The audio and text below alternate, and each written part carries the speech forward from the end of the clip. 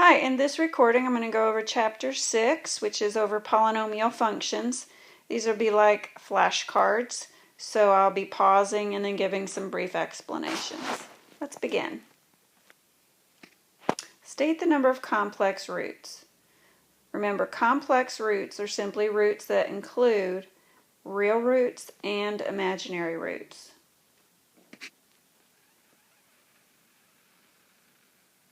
The answer is 3. What you need to do is inspect the equation and just identify the highest degree. The degree is determined by the exponent. So since 3 is higher than 1, it trumps. And so therefore that's the number of complex roots. Let's take a look at another example. The answer is 5. Again, inspect all of the exponents, and the highest exponent is the greatest number of complex roots that exist in the equation. Next.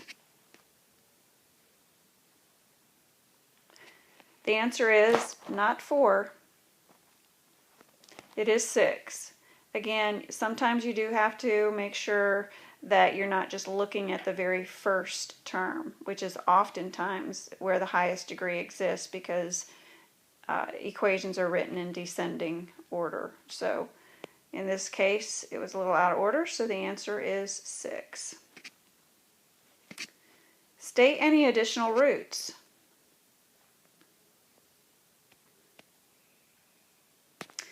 Answer is 3 minus I.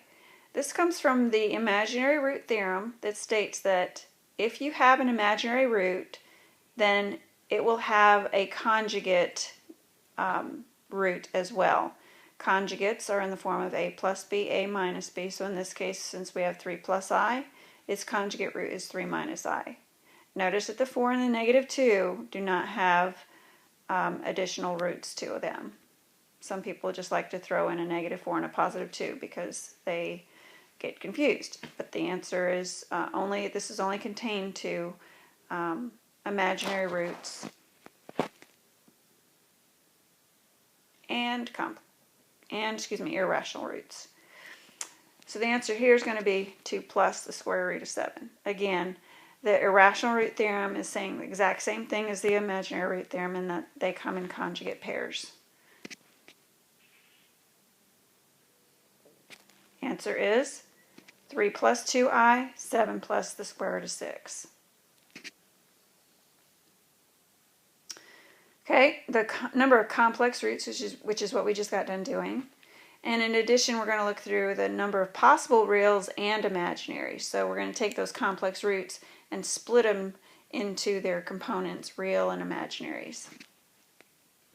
So we should know by now that there are 5 complex roots, because that's the highest degree of the equation. And now let's just recall, take a look at some possibilities.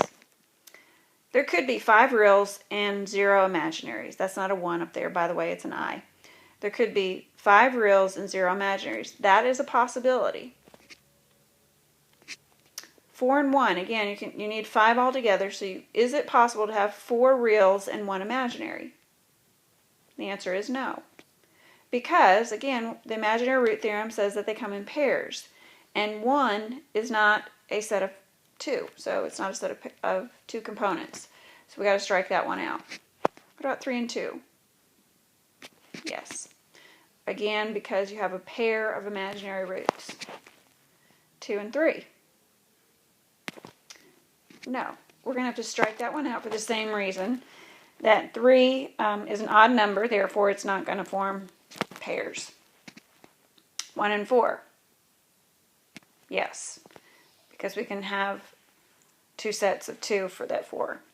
0 and 5, disqualified for the same reasons as before. 5 does not come in pairs. For this one, again, not beating around the bush, there are 6 complex roots. Can we have 6 and 0? Yes.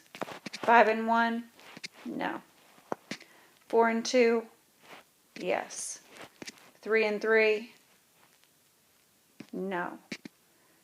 And again, I want to just explain they come in pairs.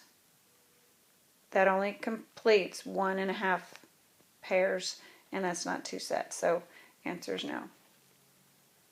Yes. No.